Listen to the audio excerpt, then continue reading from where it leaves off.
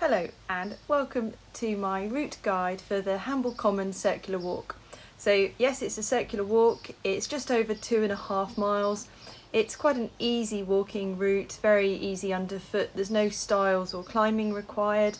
There's plenty of car parking opportunities and facilities at both the start and finish and halfway round the route as well. Highlights of this route really are the fact that there's such a diversity of scenery in what is really a very short route. You don't need any special equipment, you can do the walk in trainers or good soled sandals, you don't need any maps either, so it's a really easy walk, suitable for all the family. I hope you enjoy it. So we're going to start and finish today's walk in Hamble Square because there's lots of parking, some cute shops, places for refreshments and public toilets. Although the route starts along a stretch of quite busy road, which isn't very interesting, after about 1/4 of a mile you'll pass on your left hand side St Andrew's Norman Church of Hamble. This is well worth a short diversion, dating back to Norman times. There's plenty to explore in the surrounding areas. See if you can find the 200-million-year-old fossilised tree. A few minutes further up the road and finally we get off the road and turn left down Copse Lane. A few minutes further down Copse Lane where there's some extra parking just in case the square was full, and finally we see the sign Hamble Common, and this is where it starts to get a lot more interesting and we get off the road and onto the path.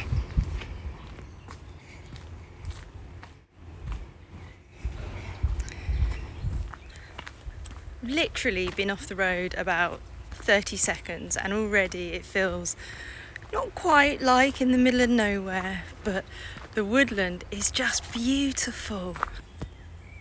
The paths are pretty wide and easy walking, at least they are in the summer. They can get a bit muddy around here in the winter. So we've come to a bit of a junction. We're going to carry straight on.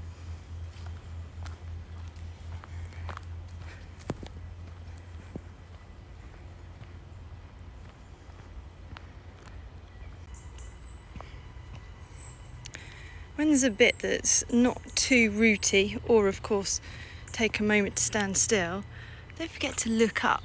I always think that's so amazing, looking up at trees. It just gives such a different perspective on the world.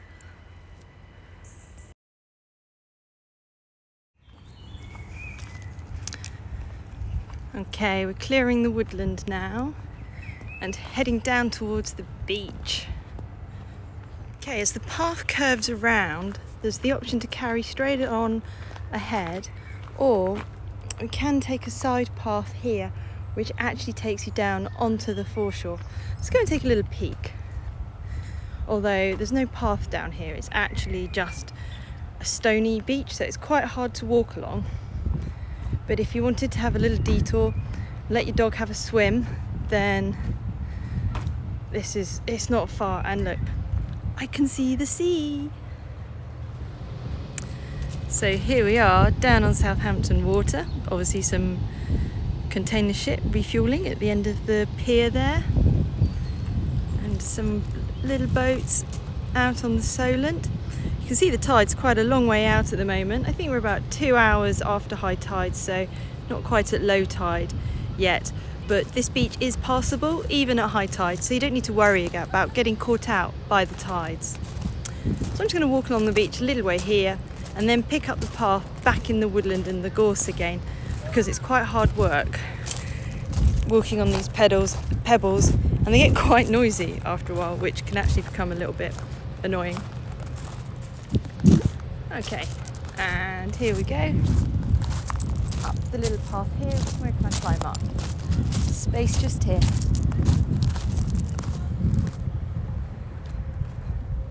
Oh, it's such a beautiful day. I can't believe how lovely it is to go from walking through really British deciduous woodland suddenly onto the coast and then amongst all this gorse in literally a few minutes.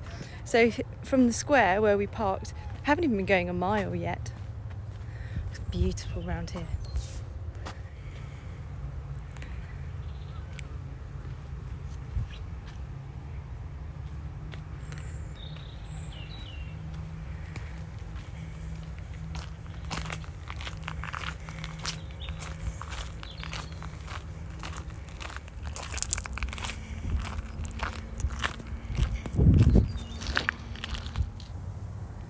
So this is the Bofors anti-aircraft gun, dating back to the Second World War.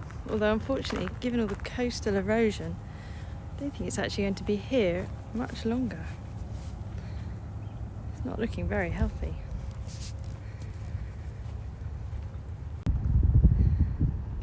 So passing the gun, continue through the car park, and there's a little path that goes around the end of Hamble Point Marina, which gives you a fantastic look out over into the Solent. Unfortunately, this is a one-way bit, and you have to come back down here. At low tide, or almost low tide, a few people out and about picking mussels, I believe. So I'm not quite at the end of the walkway yet, but just to show you what we're looking at.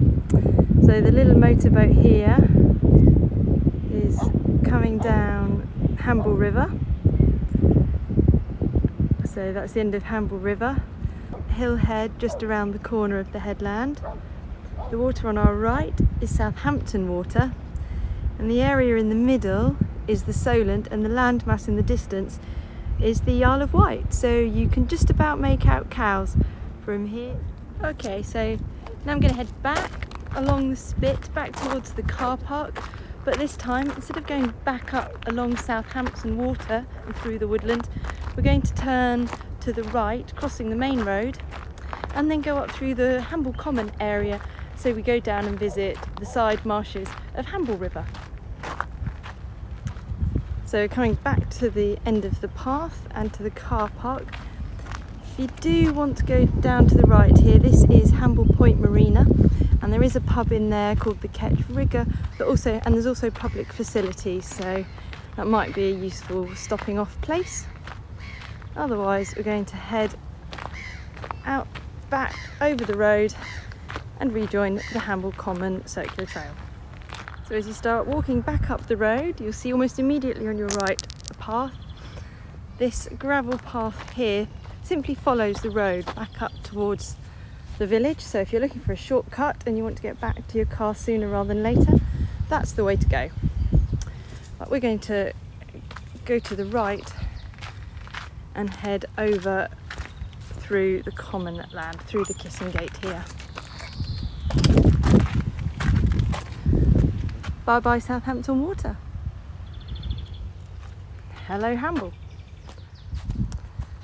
So there's quite a network of paths in this, butterfly, quite a network of paths in this scrubland, and they all join up and you can roam quite freely wherever you want. But we're going to go straight over at this first intersection, heading towards the tree line in the distance, because that's where the river edge is.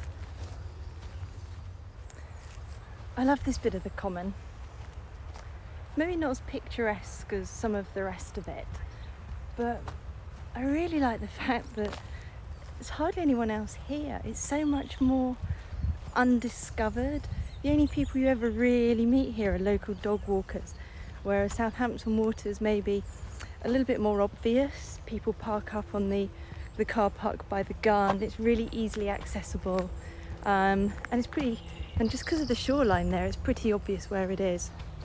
But this is, yeah, I always feel like I found my own little secret place of heaven when I come down here. There we go. Confirmation, still on the right path.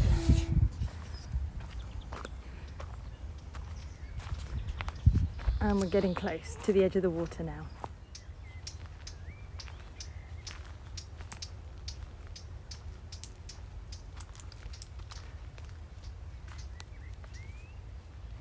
And bosh, there we are.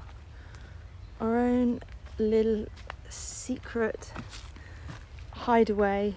Obviously no one else has ever been here before, but that's kind of how it feels. So some information on some local birds, water birds to look out for. And it says quiet area, but I feel like I want to whisper just because it's so lovely. Come right up to the water's edge, or what would be the water's edge if there was water in it. As it's low tide, you can see how rapidly that mud bank shelves off into the River Hamble. So over here, what are we looking at? So we have Hamble Point Marina that we just walked past the entrance to. You can just see Warsash through the buildings, through the masts there on the other side of Hamble River. We've got the pink ferry shelter if you wanted to take a trip on the pink ferry over the river to the other side. That's another walk. Got the river moorings, and then the building on the end there is Hamble River Sailing Club.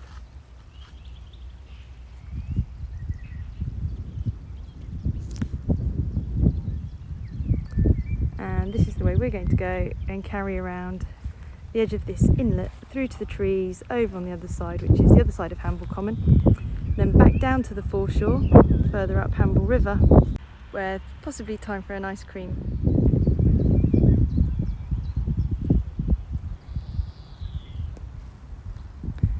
Actually quite interesting to see the mud formation without the water in it.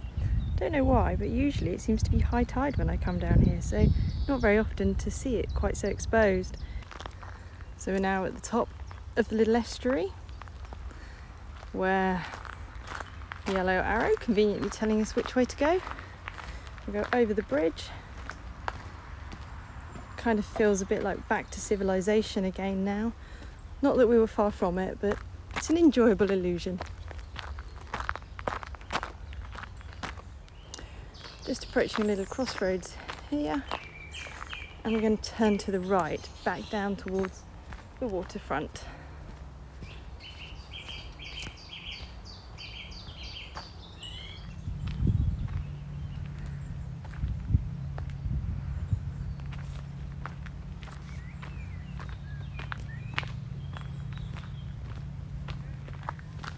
It's such a beautiful day. It's so nice to be out and see how much life there is on the river. There's always something happening down by the water.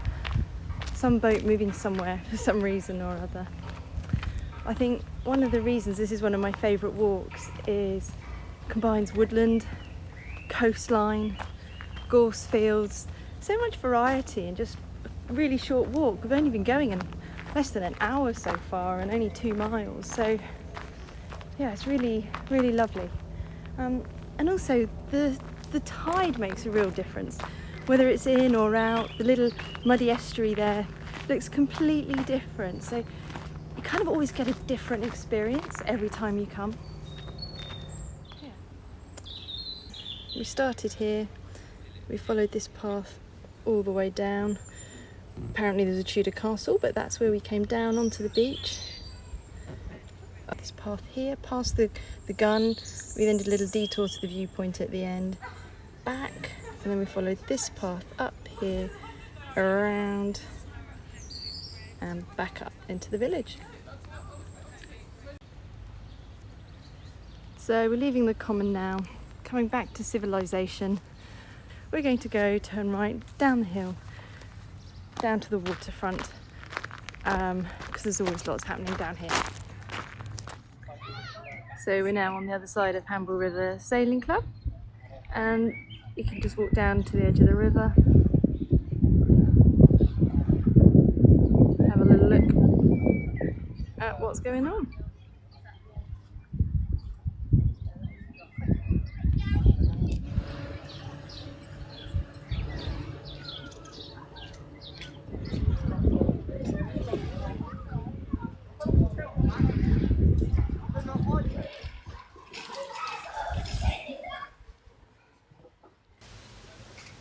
And that's it, we're back in Hamble Square.